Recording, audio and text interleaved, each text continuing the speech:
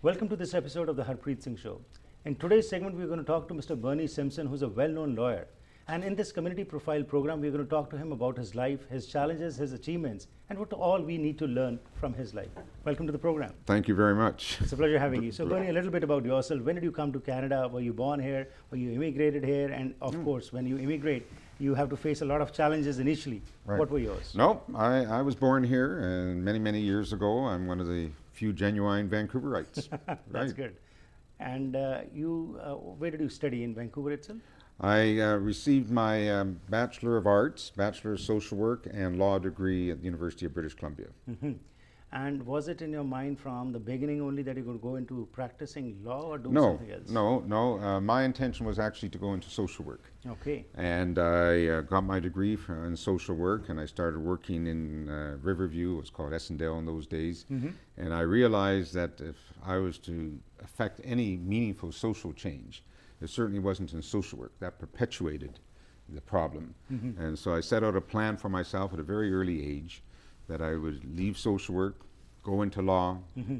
and once I was financially stable, I would go into politics. Mm-hmm. And and that's exactly what I did. Okay. And then I was in politics for quite a few years. Wow. Then I went back into my law practice. Okay. And when you say into politics, were you into city politics, municipal or state or federal? No, I was a member of the legislature for Vancouver Fraserview under Premier Harcourt, and Wow. I represented the Ross Street Goodura. Mm-hmm. And I must say that those 5 years that I was an MLA was probably the most satisfying 5 years of my life. So, and after that, you thought just coming back to your law practice, or you didn't complete Well, it? I never left the law practice. Okay. I was told in the middle of the campaign by the conflict commissioner, Mr. Hughes, that if I wished to be in the cabinet, I would have to give up my law practice. And I was under the impression I could put it into a trust, but he said, no, you can't put it into a trust. So I made a decision at that time that I would only serve one term, Right. not in the cabinet, not give up my law practice, because my family depended on that law practice. Mm-hmm. Yeah. So you made more money from law as compared into politics, so that's why. Oh yeah, no. Was this the only reason, or Yeah, something else? nobody goes into politics for the money. Okay. And frankly, these days I'm not even sure they go in there for the prestige. Right, with the things what are happening over there. Right. Okay, so when you were there for 5 years as a MLA, what was your contribution at that time to the society? As you said, you were a social worker, Well, you wanted to bring about change, so what did you do? Well, you have to understand, fortunately we were with the government. So the Premier allowed me to have a great deal of leeway. He asked me what I wanted to do. He said, Bernie, you're not going to be in the cabinet because of what you said to the conflict commissioner. Right. What would you like to do? So I told him that I would like to promote trade in the province. Right. And he agreed with that, and therefore I went throughout, traveled hundreds of thousands of miles, visited dozens and dozens of countries in Asia, India, the Middle East, to promote trade with British Columbia. But that wasn't the only thing I did. I played a role in the introduction of the bike helmet legislation. Okay. I was one of, I think I probably was the main person pushing for that legislation. And it became the best legislation actually in Canada. So I'm Okay. very proud of that accomplishment. I'm very proud of the accomplishment with regards to promoting trade. And I'm very proud of being able to represent the Indo-Canadian community, because Right. I was representing Southeast Vancouver, which where the Goodura was. Right, so that's what my next question is, that you are a darling of the Indo-Canadian people, and you have been representing them for a long time, even in law also, but in a different manner. So in law, how many years have you spent so far? Well, let me put it this way, it's over 40 years. Okay, 4 decades of... Over 40 years. Okay. Yes. Now, in that basically thing, like when you talk about politics, I would like to come back over there. When you Indo-Canadians were a major constituent of your constituency, so any issues which the people faced at that time, did you bring those also forward at that time? Absolutely. No. I actually represented 33 different ethnic Right. groups, but probably the largest and most significant from my perspective, was the Indo-Canadian community. But I had already had firm roots in that community 15, 20 years before. And in fact, it was the Indo-Canadian community that made sure that I got the nomination against very powerful forces in the NDP, the labor movement, who didn't want me to get the nomination. They made sure that I got the nomination, the Indo-Canadian community, and they made sure I got elected. So I am forever indebted to the Indo-Canadian community. Until today, you are reaping the harvest of that friendship which you had. Well, I would like to think it works both ways. Right. Okay, now when it comes to being in politics today, as you said, people are losing faith in the politicians, the way they are functioning. And again, from the countries from where we come, there, of course, the politician's image is absolutely a different image. But that kind of image is coming over here also. That attitude of service to the community, though they call themselves to be public servants, but their image is absolutely changing and the way they are behaving. What do you feel about it? Well, I think to a certain extent you're right, but I don't ever see ourselves being in a situation like it is in Pakistan or India or the Middle East. This is a democracy. There's relatively very little corruption, at least in this province. And I'm not aware of any real serious corruption in most of the provinces. There are problems with Quebec. But I think first and foremost, those who enter into politics want to be of service to the community, regardless of what party they are. I was very proud of my relationship with Gordon Campbell, even though I was an NDPer. I think I was probably the only person on the NDP side that spoke to Gordon Campbell. I had an excellent relationship with him before when he was mayor of Vancouver. And I think, generally speaking, most, if not all, politicians certainly start off being honest. Being a long-time supporter of NDP, what happened this time? Because right now... I'm not a long-time supporter of the NDP. Okay. So let me make that position clear. Okay, sure. Thank you. So when did you change, or were you a liberal first? And no, then you changed? No. My views have always been, I think, probably liberal. I was represented the extreme right wing of the NDP. It was Dave Barrett who got me involved. I was the bag man for the NDP with corporate donations, raising funds from the corporations, which I see the present leadership of the NDP have now embraced after 25 years of crucifying me. I left the NDP in 1995 after I stepped down from office. Shortly thereafter, I was asked to join the Federal Liberal Party. I was very active in the Federal Liberal Party. I helped manage several campaigns for leadership contenders. Did you ever think of running for the MP? No, not at all. You have to understand that politics puts a huge strain on the family. And I had a young family at that time, and it was enough of a strain just flying to Victoria, let alone to Ottawa. The success, what you have achieved in your life, what would you ascribe it to? Well, I think it's the ideals of my faith. I'm a member of the Jewish faith.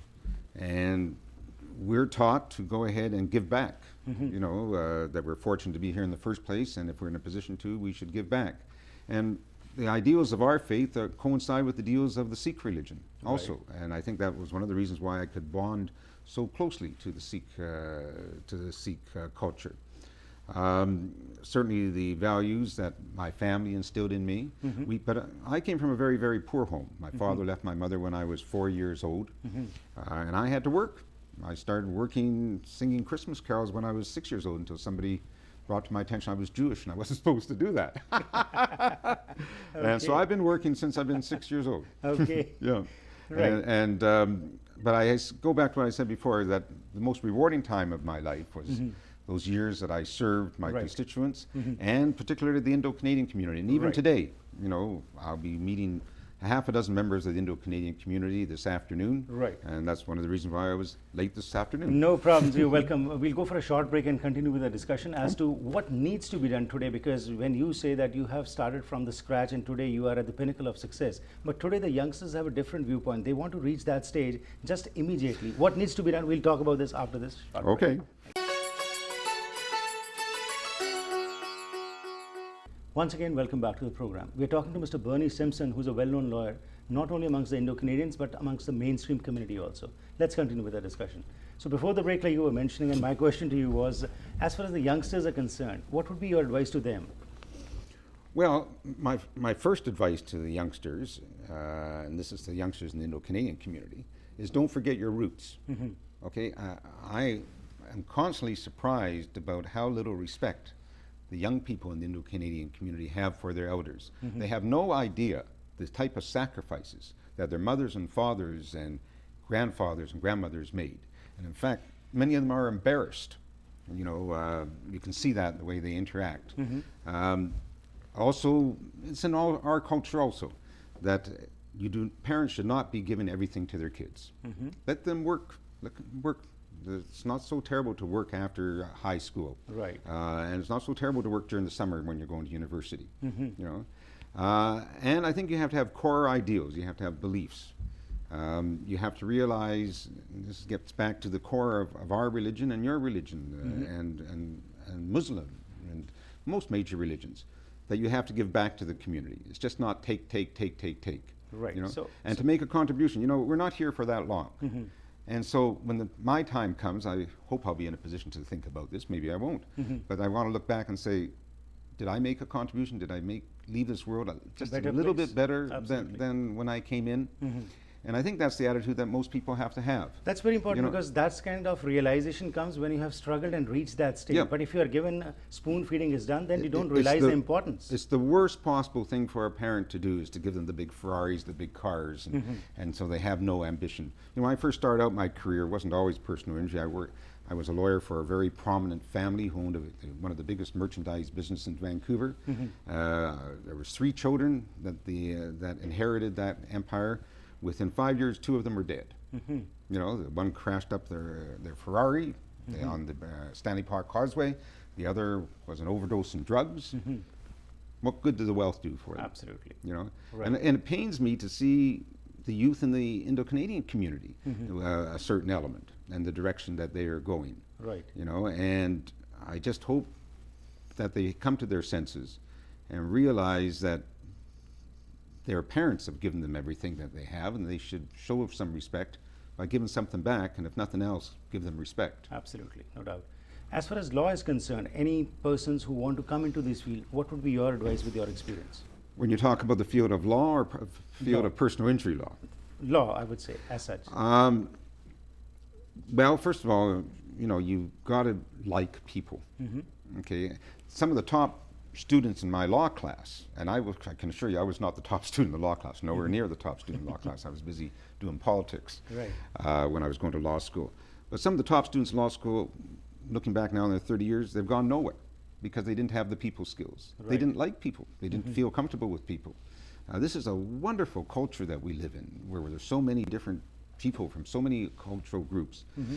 So I think it's extremely important that if they go into law school, that they've got to like people, they've got to be prepared to work hard, and not to go into it for the money. Right. Okay, I mean, if you go into certain areas of law, you will do well financially, but you have to also give back when you're in that profession. You have been honored with lots of awards and medals. What is the one which makes you feel pride that you really did something and you were given honored for that? Oh, probably the recognition I got from the Indo-Canadian community throughout the years. I've received various awards within the Indo-Canadian community. I was the chair of the Canadian Cancer Society in the late 80s and put together a committee of very prominent Indo-Canadians at that time. People like, I'm not sure if you know all these people, but there was Asa Johel, and there was Sucha Claire, and of course there was the great famous Mr.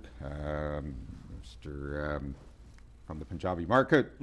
And I put together the Canadian Cancer Society cultural group within the Indo-Canadian community, and we Right. went ahead and had various material in Punjabi, and this was the beginning of an education. I also did that with the Chinese community. Right. But they honored me and Well, put the on a dinner community for has me. honored you, but you have also been honored with some big medals like the Order of Canada and lots of other medals. So, do you feel that you have been recognized enough by what you did?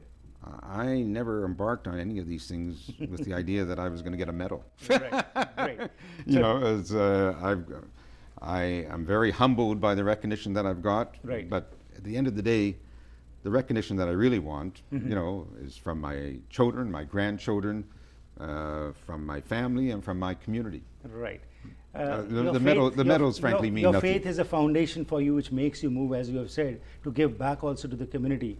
Now, if tomorrow someone has to remember Simpson, what should they feel pride in, that what you did and you feel that you have really done something well towards then? What would you like to say on that particular issue?